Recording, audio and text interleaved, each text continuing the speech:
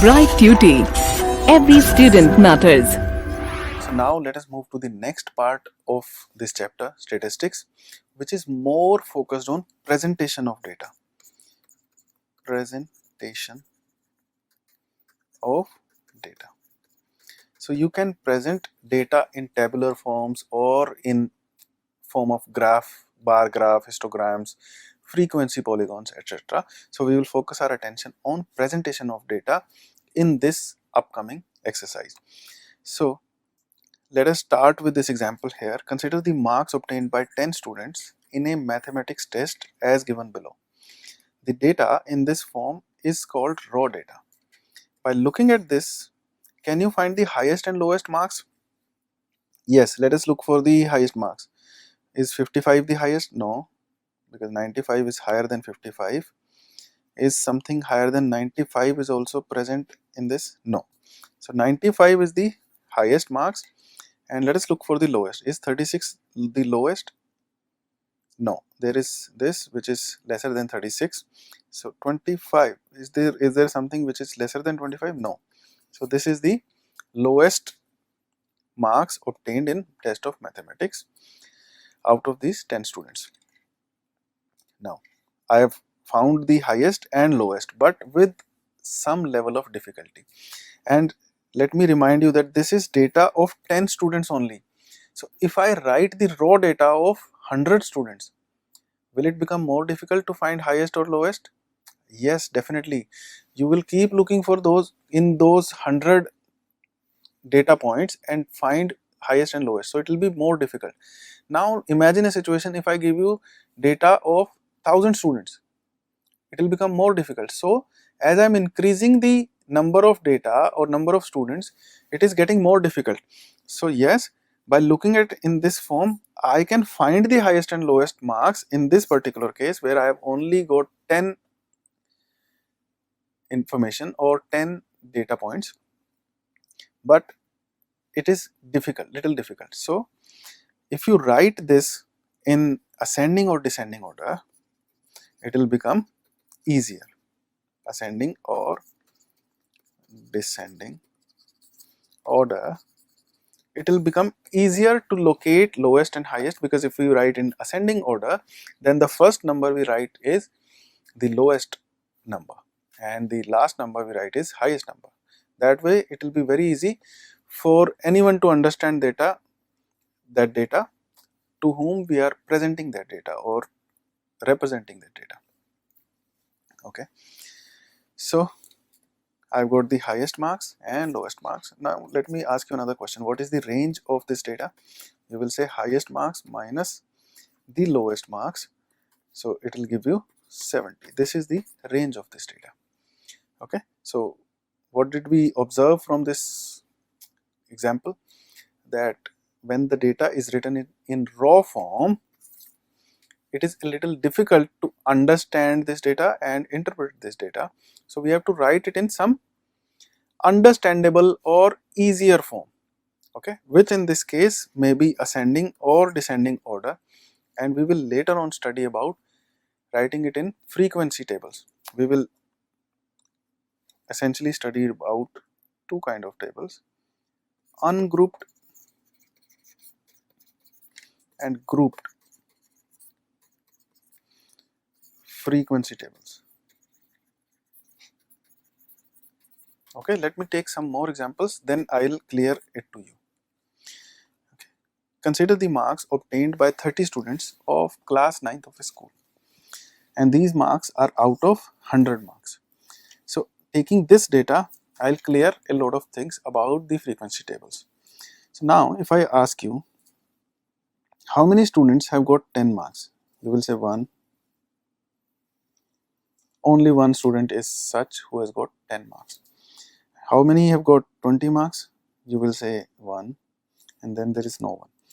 So if I ask you, how many students have got marks between 0 to 20? You will say this one, right? I am not including 20 in this. Now if I ask you, how many students have got marks 20 to 40? You will say this one and this one. 40 I am not including in it. again 36 can be included, this 36 can be included. So 1, 2, 3, 4. 4 students are such who have got marks between 20 to 40, and 0 to 20 only one student, this one. Okay, another way of thinking about it can be, this was in class form or grouped form, right? And this is frequency or number of students. Otherwise, I can also write it in this way: the marks, that is 10 marks, 20 marks, right?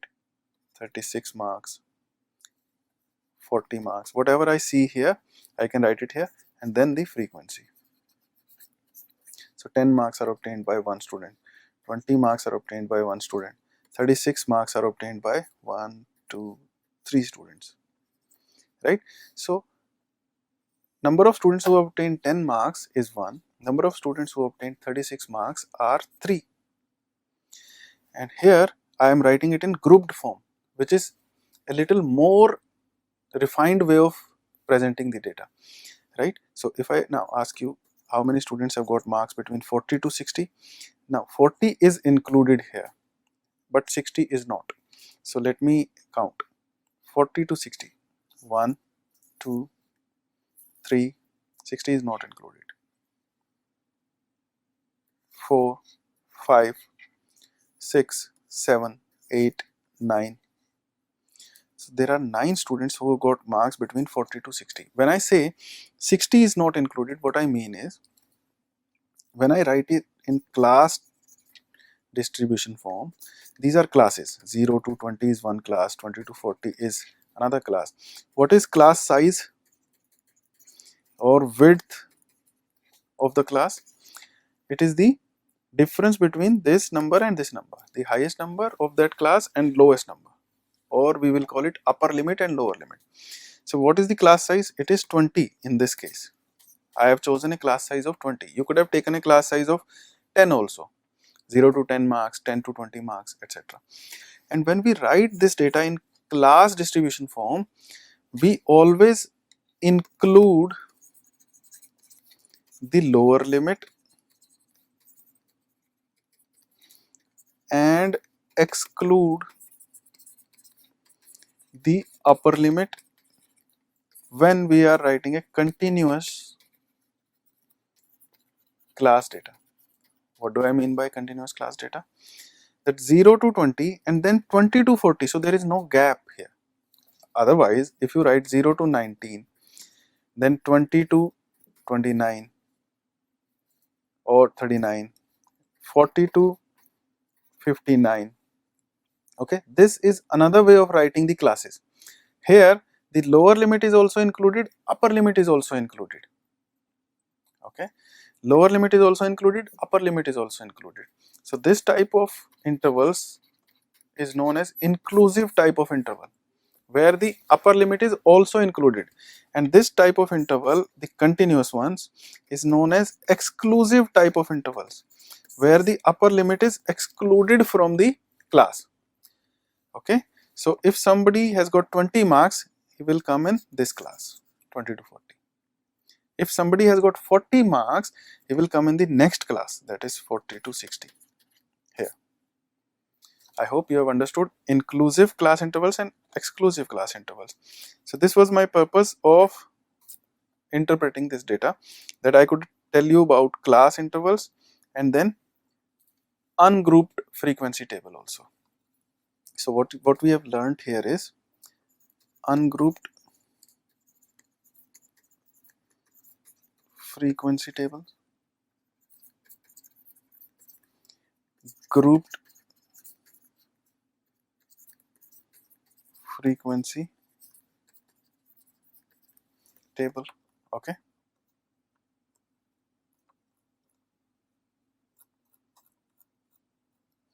and when we write grouped frequency table or the class intervals, we learned about inclusive class intervals and exclusive class intervals. exclusive class intervals are generally the continuous class intervals, and these are discontinuous. Let me give you an example of inclusive ones. Let us say I write 0 to 9, then 10 to 19, then 20 to 29, etc. And about continuous 0 to 10, 10 to 20, 20 to 30. So there is no gap, right? What do I mean by gap? I mean that if you have to find in which class will 9.5 be there. If you look at this table, the discontinuous one or the inclusive one, you will not see 9.5 anywhere, because 0 to 9 lies in this class and 10 to 19 in this class. Where would 9.5 lie? There is no place, okay, in inclusive type of intervals. But in exclusive ones, 9.5 will definitely lie in this one, okay. What about this 10? 10, in case of this representation, 10 will be counted in this class, right, because upper limits here are excluded, okay. So this is something that we have learned by now. Another thing that we can learn here is that we can always make this discontinuous into continuous or inclusive into exclusive type of intervals. How? Just by looking at the gap. What is the gap between this upper limit and lower limit of the next class? It is 1. 10 minus 9 is 1. So if I divide this gap by 2, it will give me 0.5. Now if I add this in the upper limit of previous class and lower limit of the next class, what will happen? If I add this into the upper limit of previous class and subtract it from the lower limit of next class, what will happen? What kind of intervals will I have? I'll have 0 to 9.5. Then if I subtract 0.5 from 10, I'll have 9.5. 2, I need to add 0.5 in the upper limit, so 19.5 here. Need to subtract 0.5 from this 20, so 19.5, to add 0.5 here. Look at this. This has become a continuous interval or exclusive type of interval. Now if I ask you where will 9.5 come, you will say in this class, not in this one, right? Because 9.5 is in the form of upper limit here, so it will not be included here. It will be included here where it is as a lower limit. So I hope I have made it clear to you about upper limit of a class, lower limit, and what is their difference? Their difference is class size, right? And I have also told you how to make the discontinuous type of intervals into continuous type of intervals, okay. Let us move on to the next data that we have, and then we will make some interpretations, or we will present this data into an understandable form. This is a data that 100 plants each were planted in 100 schools during one Mahotsava. After 1 month, the number of plants that survived were recorded as, so there were 100 plants planted in each school out of these 100 schools, right? So after 1 month, it was observed that number of plants that survived were 95 in a particular school. In one school, there were 67 plants that survived after 1 month, and in a school there were 28 plants that survived. So this is the data given in raw form. This is raw data of the number of plants that survived after 1 month, okay. So how can you represent this data in understandable form? Obviously if you look at this data, you cannot understand it clearly. So one way of looking at it is that you can present it in ungrouped form or grouped form. Let us see which one is easier to understand. Obviously, ungrouped data, if you want to find, 95 trees survived or 95 plants survived after 1 month in how many schools? 1, 2,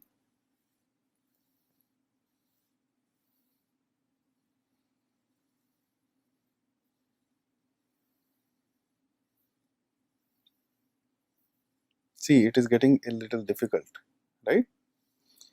You will do it, then you will understand. So there are 2 schools where 95 trees survived or 95 plants survived. Okay, now you will calculate 67 plants survived in how many schools. So this is how you write the data in ungrouped form. Okay, but now think about grouped data. Let us say I group it like this: 0 to 20 plants survived, 20 to 40 plants survived in how many schools? 40 to 60 plants, 60 to 80 plants, 80 to 100 plants, right? This is number of plants that survived in number of schools. If I make this table here, would it be easier for me to represent or present this data? Let us see. 0 to 20. Is there any school in which below 20 survived? No. So I'll write 0 here. 20 to 40. So I'm looking for data which is between 20 and 40, and I'll not include 40 here. So 1, 2, 3, 4, 5,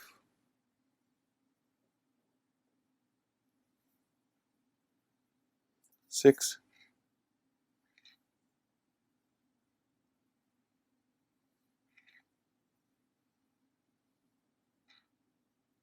7, 8, 9, 10,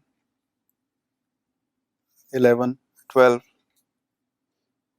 13, 14, 15,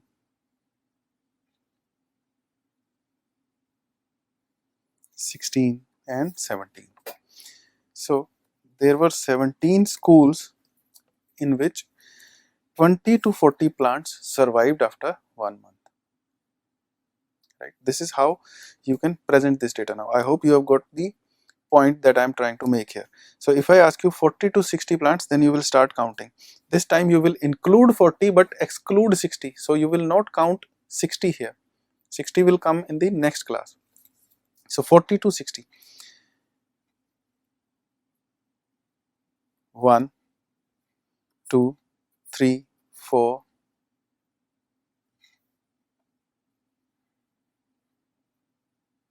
5, 6, 7, 8,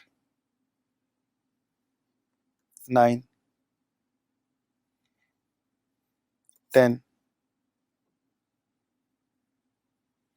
11, 12, 13,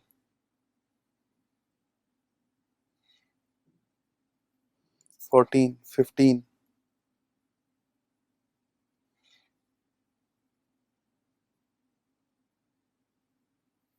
16, 17, 18, 19, 20. So there are 20 schools in which number of plants survived is 40 to 60. So 40 to 60 plants survived in 20 schools. So this is how you can keep on counting and presenting this data in this tabular form, right? So this is about presenting the data in class form.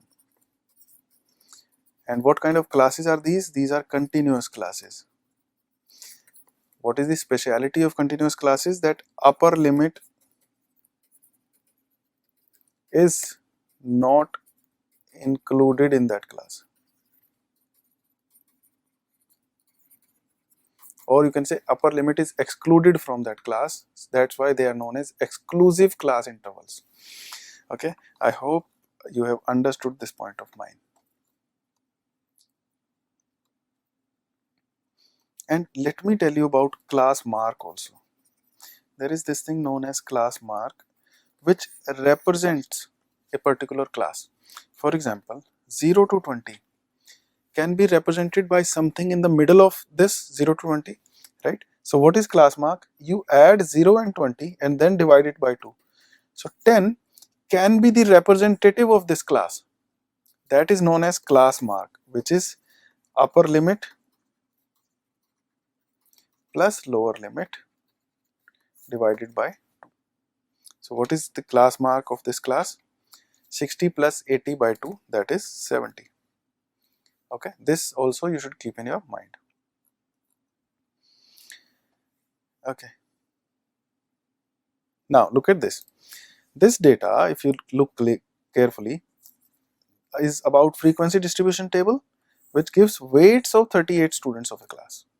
Okay, now you look at these weights: 31 to 35, 9 students, 36 to 40, 5 students. If I now ask you, if a student has got 35.5 kg of weight, he will be in which class? In which class will you write this data? 35.5 kg. 31 to 35 is here, 36 to 40 is here in this class, but there is no place for 35.5 kg. And it is not possible, or it is not thinkable, right, that there won't be a student who has got 35.5 or let us say 45.5 kg weight. Okay, there may be a student. Where will you write that student? So this is the problem with this inclusive type of intervals. Inclusive intervals are written here, where the lower limit is also included, upper limit is also included. So we have to convert it into exclusive form in the way that I told you. You see what is the gap between these two, the upper limit of this class and lower limit of next class. There is a gap of 1 kg. So I'll divide that gap, 36 minus 35 by 2. So I'll obtain 0.5. Now what I'll do here is, I will subtract 0.5 from the lower limits and add it in the upper limits. So what will happen? I'll get 30.5 to 35.5, 35.5 to 40.5, 40.5 to 45.5. Now you see all the weights are included. Okay, so where will this 35.5 come? In this class, obviously, because 35.5 is present here as upper limit, so it will not be included in this class, but it will definitely be included in this class here. Okay, now that problem is solved. We have converted it from inclusive to exclusive class interval. Okay, so these are the classes and these are number of students. So what is this? This is frequencies, that these weights 61 to 65 are of 2 students. There are 2 students who have got weights between 61 and 65. Okay, so this was about this data and how you could handle this data easily. Okay.